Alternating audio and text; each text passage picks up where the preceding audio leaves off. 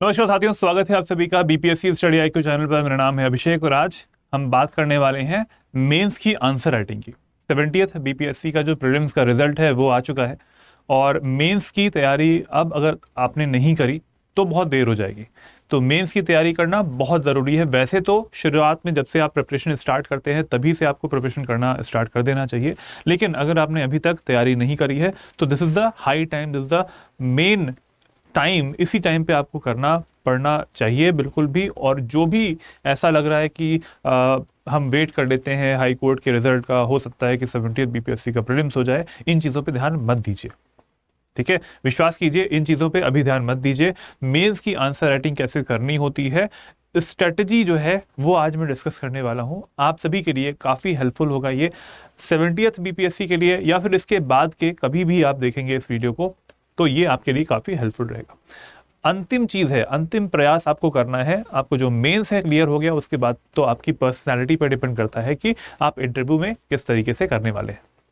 I hope आप सभी लोग मेंस निकाल लें, मेरी तो विश यही है। आप सभी लोग जो मेंस इस टाइम पे वीडियो देख रहे हैं वो मेंस निकालें, मेंस निकालने के बाद में इंटरव्यू भी निकालें और उसके बाद में एक सफल अधिकारी बन के आए। चलिए बात करते हैं आंसर राइटिंग की। सबसे इंपॉर्टेंट तरीका आंसर राइटिंग का क्या है, देखिए मेजर चीज जो है यहां पर जो देखने वाली है वो ये आती है कि आप जो भी क्वेश्चंस पेपर में दिए हुए हैं उन क्वेश्चंस को अटेंड करें। अगर आपने अटेंड ही नहीं किया तब तो फिर आप हट गए, मतलब लीग से बाहर हो चुके हैं आप। ठीक है, सारे क्वेश्चंस जितनी बोला गया है कि इतने क्वेश्चंस करने हैं उस क्वेश्चन पेपर में उतना करना ही करना है। तो attend all questions, attend all questions, this is must, बहुत जरूरी है attend all questions.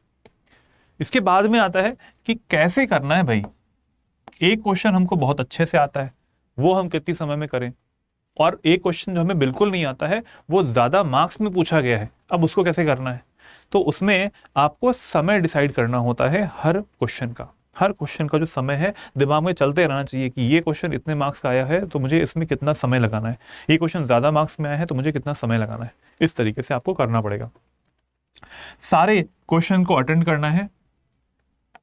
Time management is important, समयबद्ध तरीके से आपको आंसर लिखना है, टाइम मैनेजमेंट बहुत जरूरी है। इसके अलावा आपको एक जो वर्ड लिमिट होती है किसी भी आंसर की, वर्ड लिमिट, 7 मार्क्स का क्वेश्चन आया, आपको टॉपिक बहुत अच्छे से आता है, लिखने लग गए, 4 से 5 पेज लिख दिए, तो जहां पे आपको वर्ड लिमिट लगानी थी वहां पे आपने नहीं लगाया। 38 मार्क्स का क्वेश्चन आता है, राइट।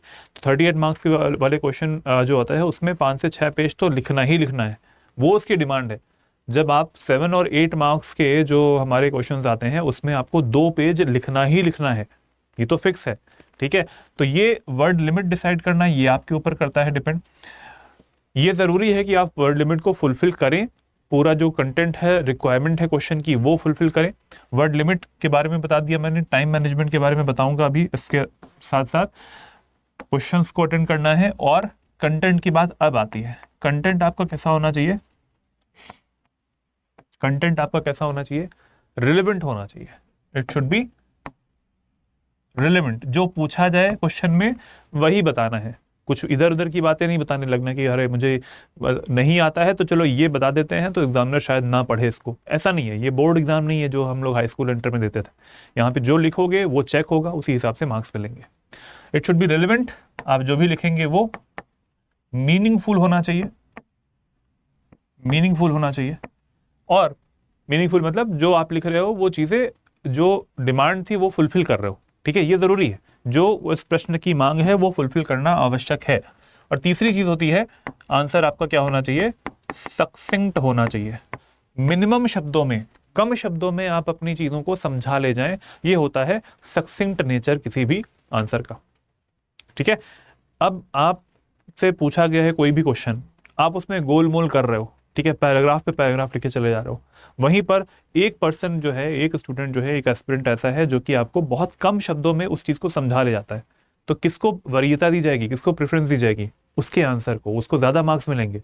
आप कम शब्दों में अगर नहीं लिख पा रहे हो, अपनी बात को समझा नहीं पा रहे हो, तो ये आपके ऊपर एक आपकी जो एक हैबिट होती है उसको दिखाता है कि आप चीज़ों को समझ नहीं पाते, या फिर अपने आपके पास जो समझ है उसको शब्दों में व्यक्त नहीं कर पाते। ये बहुत ज़रूरी है इस चीज़ को बनाना। तो ये कुछ चीज़ें हैं जो कि आपको ध्यान में रखना ज़रूरी है। कभी भी समझिए, आंसर राइटिंग जो होती है उसमें इन चीज़ों का बहुत महत्व रहता है। पहली चीज़, सारे आंसर्स जो हैं, सारे क्वेश्चंस जो हैं जो कि डिमांड किए गए हैं, उन सभी को अटेंड करना किस तरीके से, समय मैनेज करके, ठीक है, टाइम मैनेजमेंट करने के साथ साथ वर्ड लिमिट जैसी उन क्वेश्चंस की डिमांड होती है उसको फुलफिल करना, और साथ में रिलेवेंट होना चाहिए कंटेंट। आपका जो डिमांड है क्वेश्चन की वो फुलफिल होनी चाहिए। It should be meaningful also, और उसमें जो भी आप लिखेंगे वो सीमित शब्दों में, कम शब्दों में लिख के उसको समाप्त करना है। चलिए आगे बढ़ते हैं, इसको समझते हैं कि कितने हमारे तरीके के क्वेश्चंस आते हैं। 7 मार्क्स, 8 मार्क्स और 38 मार्क्स के क्वेश्चंस आते हैं। ठीक है, मार्क्स के हिसाब से देखते हैं। 7 मार्क्स का जो क्वेश्चन होता है, आपको उसमें 150 शब्द लिखने ही लिखने हैं। आपके मिनिमम जो होते हैं वर्ड लिमिट वो इतनी रख लीजिएगा। 150 से 200 शब्द जा सकते हैं। यहां पर इन दोनों के लिए 150 से 200 शब्द लिखने ही लिखने। ठीक है, इसके बाद यहां पर कितना होगा, 500 से 600 शब्द आपको लिखने ही लिखने, मिनिमम रिक्वायरमेंट।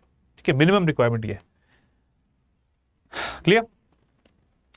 अब पेजेस कितने होने चाहिए? अगर 7 और 8 मार्क्स का कोई क्वेश्चन पूछा गया है तो उसमें आपके पेजेस कितने होने चाहिए? 2 पेजेस में आपको लिख देना है। 2 पेजेस ओनली, 2 पेजेस ओनली। किस तरीके से 2 पेजेस? अगर यहाँ पर एक पेपर पड़ा हुआ है, जैसे ये पेपर है, ये पेपर है, एक तरफ ये और एक तरफ पीछे, ठीक है, तो ये हो गया 2 पेज। तो 2 पेज में आपका आंसर हो जाना चाहिए, एक ये वाला पेपर, एक ये वाला पेपर, ठीक है, आगे पीछे, ठीक है, ऐसे हो जाना चाहिए। तो ये हो गया 2 पेज।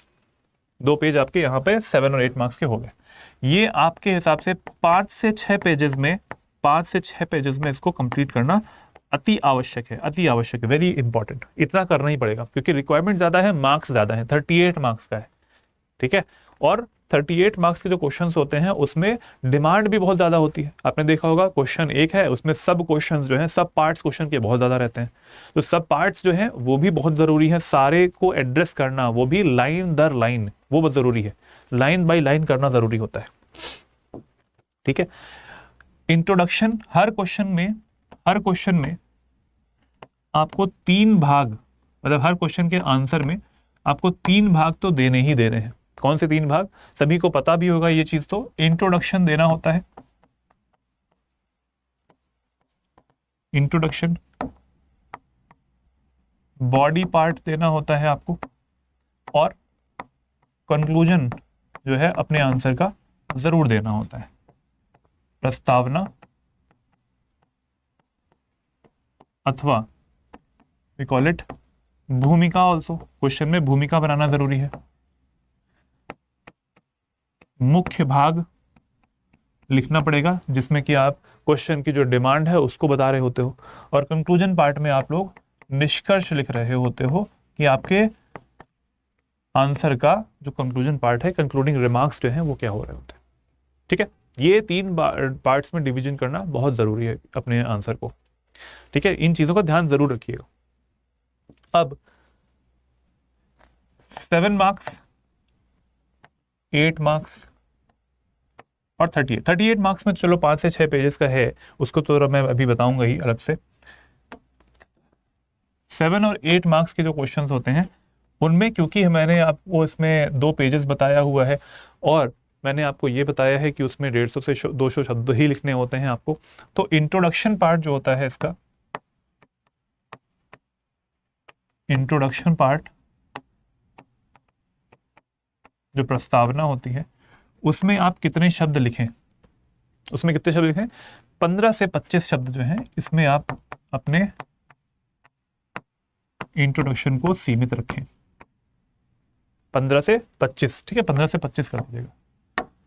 15 से 25 शब्दों में इसको सीमित कर देना अति आवश्यक है, क्योंकि मुख्य भाग में आपको मेन बॉडी पार्ट में आपको आंसर को लिखना पड़ेगा जो डिमांड है, अदरवाइज वहां पे शब्द संख्या की कमी हो जाएगी। इसलिए आपका इंट्रोडक्शन और कंक्लूजन पार्ट सीमित शब्दों का होना चाहिए। मेन बॉडी पार्ट जो है वो आपका, और देखिए कंक्लूजन पार्ट आता है निष्कर्ष भाग। निष्कर्ष भाग में भी 15 से 25 शब्द जो है वो आपके यहां पे रहेंगे। ठीक है, बचता क्या है, जितने वर्ड्स आपके 150 से 200 शब्दों में बचते हैं, 150 से 200 वर्ड्स आप डिसाइड कर रहे थे पहले, इसमें जितने भी वर्ड्स बचते हैं वो आपके रिमेनिंग वर्ड्स आपके यहां पर रहने चाहिए, रिमेनिंग वर्ड्स। अब ये डिसाइड करना आपका काम है कि आप एक पेज में कितने शब्द लिख लेते हो सकता है कि आपकी हैंडराइटिंग छोटी छोटी सी हो, एक पेज में आप बहुत ज़्यादा वर्ड लिख लेते हो, या फिर जैसे यहाँ पर एक पेज है, इस यहाँ पर कुछ चीज़ें लिखी हुई हैं, ठीक है, तो यहाँ पर देखेंगे आप लोग बहुत ज़्यादा छोटा छोटा सा लिखा हुआ है। तो छोटा छोटा जब लिखा रहता है तो क्या होता है, उसमें ज़्यादा शब्द आते हैं एक पेज में, और दूसरे पेज में आप देखेंगे टोटल मिला के आपके वर्ड लिमिट अच्छी खासी बन जाएगी। कुछ लोग बहुत बड़ा बड़ा लिख देते हैं, तो उनकी एक लाइन में करीबन 5 से 6 शब्द ही आते हैं, तो अल्टीमेटली एक पेज में आपके कम शब्द आ पाएंगे। तो ये चीज़ डिसाइड करना आपका काम है, ये शुरुआत से ही आपकी हैंडराइटिंग में होना भी चाहिए। ठीक है, ये चीज़ ध्यान रखिए। रिमेनिंग वर्ड जो है आपके, इनमें से आप निकाल सकते हो इन दोनों को सबट्रैक्ट करने के बाद में। क्लियर बात, इतना समझ गए। 38 मार्क्स वाले जो क्वेश्चन होते हैं, 5 से 6 पेजेस में आपको इसको लिखना होता है, 5 से 6 पेजेस में आपको इसको लिखना होता है। और ये सबसे ज्यादा इंपॉर्टेंट क्वेश्चन, क्यों? क्योंकि इसमें इतने सब पार्ट्स रहते हैं, इतने सब पार्ट्स रहते हैं कि आपको अगर क्वेश्चन एक सब पार्ट उतना अच्छे से नहीं आता है तो किसी और सब पार्ट में आप अपने जो कंपेंसेट करने वाली चीज़ें होती हैं, आप वहाँ पर ज़्यादा इनपुट दे दें, ज़्यादा डायग्राम्स बना दें, ज़्यादा अगर आप वहाँ पे डेटा आपके पास है कुछ, है ना, वो मेंशन कर सकते हो तो वो वहाँ पे बता दें, जिससे कि आपकी वर्ड लिमिट बैलेंस हो जाती है। जो छोटे क्वेश्चंस होते हैं, 7 और 8 मार्क्स वाले क्वेश्चंस होते हैं, अगर उसमें सिर्फ एक सिंगल क्वेश्चन पूछा हुआ है और वो आपको नहीं आता है, then it is very difficult to खींचना। ठीक है, कि 150-200 शब्दों में खींचना है आपको यहाँ पर कि भाई कुछ तो लिखना है ना वहाँ पे, अदरवाइज मार्क्स मिलेंगे नहीं बिल्कुल। तो यहाँ पर डिफिकल्ट होता है। 38 मार्क्स वाले क्वेश्चंस में इट इज़ ईजी। अब अगर आपको एक सब पार्ट में ज़्यादा कुछ नहीं आता है तो दूसरे सब पार्ट में आप बैलेंस करके वहाँ पर शब्द संख्या को बढ़ा सकते हैं। ठीक है, तो यहाँ पर ये चीज़ ध्यान रखिए। इंट्रोडक्शन के ऊपर आ जाते हैं अब। हाँ, ये 38 मार्क्स जो है 5 से 6 पेजेस का करना है इसमें, और जो समय लेना है वो बहुत ही सीमित समय लेना है 7 और 8 मार्क्स वालों में। 200 शब्द लिखने में मुझे लगता है कि आपको कम समय ही लगेंगे। ऑब्वियस सी बात है कि अगर आप देखते हैं 7 to 8 मार्क्स जो होता है उसमें 6 से 7 मिनट में, मुझे लगता है 7 से 8 मिनट में आप अपना जो आंसर है वो लिख लें, ज़रूर से ज़रूर लिख लें। ठीक है, इस चीज़ को ज़रा नोट डाउन कर ही लें आप। 7 और 8 मार्क्स के जो क्वेश्चंस होते हैं आप इसको 7 to 8 मिनट्स में, ठीक है, अपने हिसाब से 7 to 8 मिनट्स में इसको कंप्लीट कर ही ले। ठीक है, यूपीएससी में क्या होता है, 10 और 15 मार्क्स के आपके क्वेश्चंस आते हैं। ठीक है, तो वहां पर 3 घंटे का समय, यहाँ पे भी 3 घंटे का समय मिलता है आपको। 3 घंटे के समय में आपको बहुत सारे क्वेश्चंस करने होते हैं। 38 मार्क्स वाले में आपको टाइम लगेगा लिखने में। ठीक है, तो इसी वजह से क्या है कि जब छोटे क्वेश्चंस जो हैं इनमें मैक्सिमम, देखो सब्जेक्टिव नेचर का पेपर है, 7 मार्क्स में आपको 7 नहीं मिलेगा कभी। 7 मार्क्स में आपको क्या मिलता है, हो सकता है कि आप बहुत अच्छा लिख दें तो 4.5 मिल जाए, उसमें 5 मिल जाए, मैक्सिमम जो है वो 4 या 5 ही ऐसे मिलेगा, कभी 7 नहीं मिलता।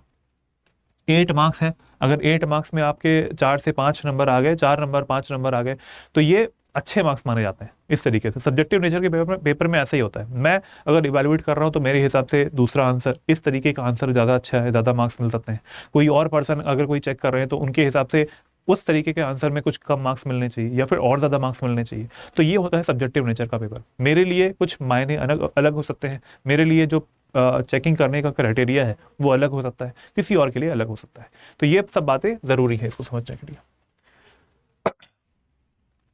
ठीक है, 38 मार्क्स वाले क्वेश्चन जो होते हैं उनको आपको बहुत अच्छे से एक एक सब पार्ट को आपको यहाँ पर डिमांड को फुलफिल करना होगा। Every sub part should B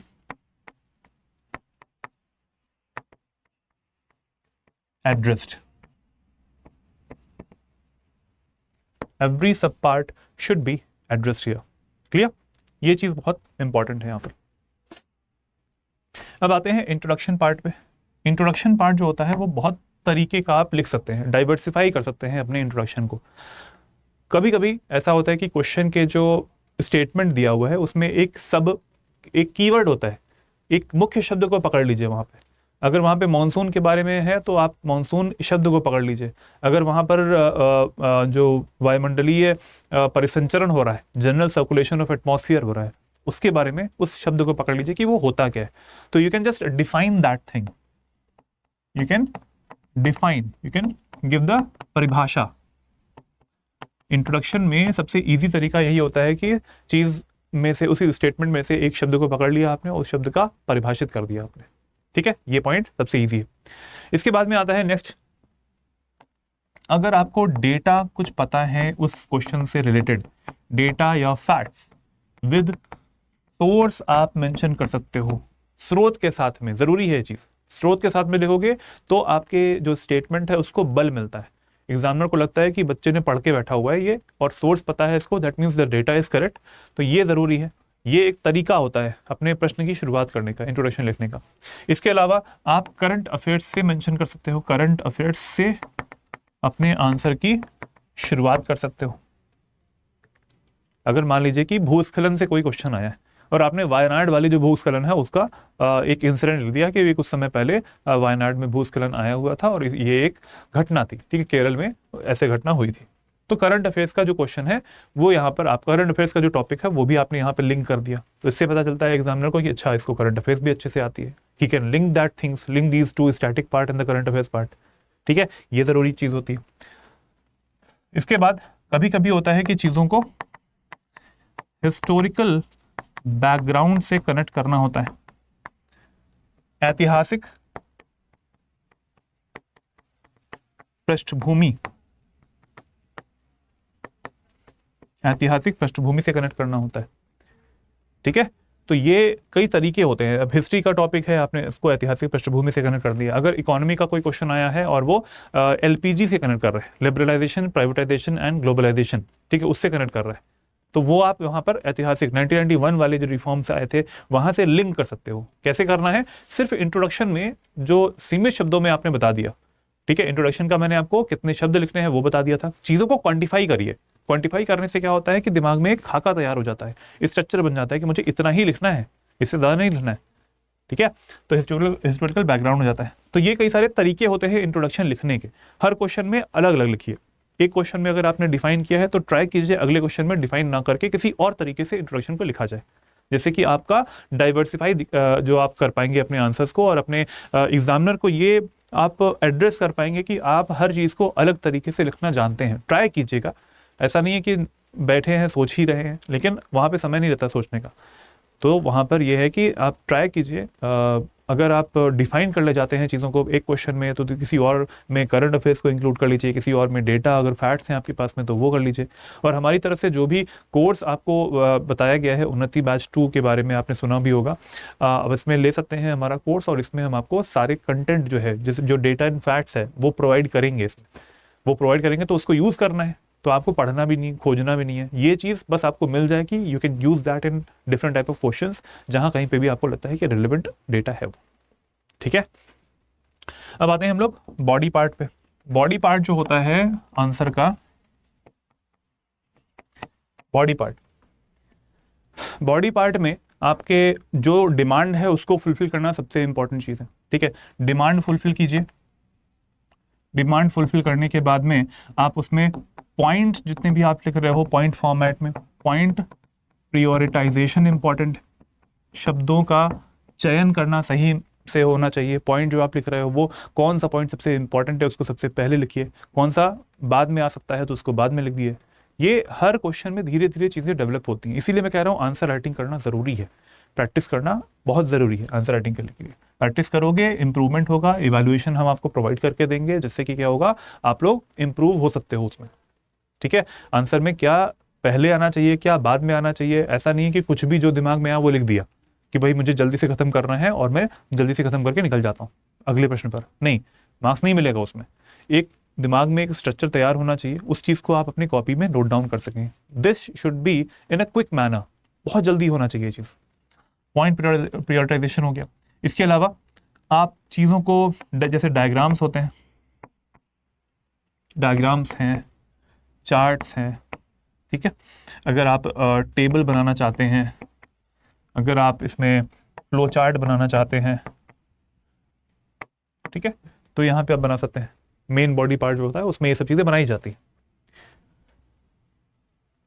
इसके अलावा कुछ कीवर्ड्स अगर आपने लिखे हैं, कीवर्ड्स अगर आपने लिखे हैं तो they should be underlined also, उनको अंडरलाइन कर दीजिए। पेन स्विच करने पे मत रहिए कि पेन स्विच करना है मुझे, ठीक है, उसमें टाइम लगता है।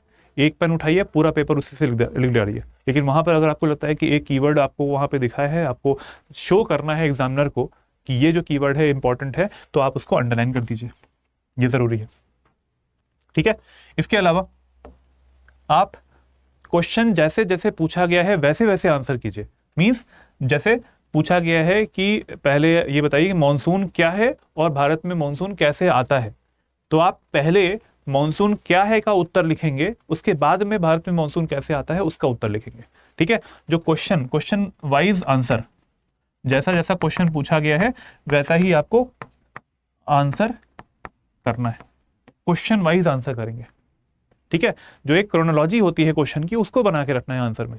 पहले जो पूछा है उसका आंसर पहले बताना है, बाद में जो पूछा है उसका आंसर बाद में बताना है, सिंपल तरीके से। ये तो छोटी सी चीजें होती हैं, इनको फॉलो करना जरूरी है। कंक्लूजन पार्ट में जो निष्कर्ष भाग होता है, निष्कर्ष भाग में चीजों को समराइज करना सबसे इजी तरीका होता है। समराइज कर दिया आपने, मींस संक्षेप में लिख दिया, जो आपने मुख्य भाग में लिखा था उसी को आपने संक्षेप में लिख दिया, और वो कम शब्दों में, सीमित शब्दों में मैंने शब्द संख्या आपको बताई हुई है, ठीक है। इसके बाद में एक और तरीका होता है जिसमें कि आप सजेस्टिव हो सकते हैं। आप वहां पे अपना जो एक सुझाव होता है वो दे सकते हैं, ठीक है। सुझावात्मक रूप से आप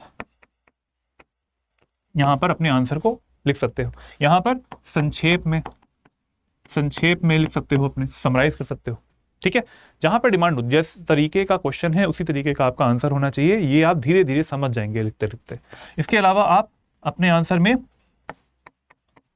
ऑप्टिमिस्टिक हो सकते हो या फिर आशावादी हो सकते हो। आशावादी अगर आप हो गए, डिमांड पे डिपेंड करता है, क्वेश्चन की डिमांड कैसी है। अगर पूछा जाता है कि कार्बन न्यूट्रल इंडिया कब तक होगा, कार्बन न्यूट्रल होने के लिए क्या कर रहा है इंडिया, उसके कुछ नेशनली डिटरमिन्ड कॉन्ट्रीब्यूशंस एनडीसीज जो है वो हैं क्या, तो वहां पे आपको होना पड़ेगा आशावादी कि definitely we will be this carbon neutral by 2070, जो एक लक्ष्य रखा गया है और उसको हम लोग अचीव कर लेंगे। 2030 तक सस्टेनेबल डेवलपमेंट गोल्स को अचीव करना है, वी विल डू दैट। हम आशावादी हो सकते हैं इस चीज में, राइट, बिल्कुल। इसके अलावा हम लोग चौथा एक तरीका होता है कंक्लूजन लिखने का, जिसमें कि हम लोगों को बैलेंस आंसर देना होता है। संतुलित रूप में आपको आंसर लिख के निकल जाना है। यहां पर बायस्ड नहीं होना है, किसी भी एक पक्ष की तरफ आपका झुकाव नहीं होना चाहिए, ठीक है। जैसे आप सरकार दिल्ली में आती है, केंद्र सरकार बीजेपी की है, तो वहां पर आप किसी सरकार को सपोर्ट ना करें, आपका आंसर संतुलित होना चाहिए, गवर्नमेंट की स्कीम्स को संतुलित तरीके से बताएं।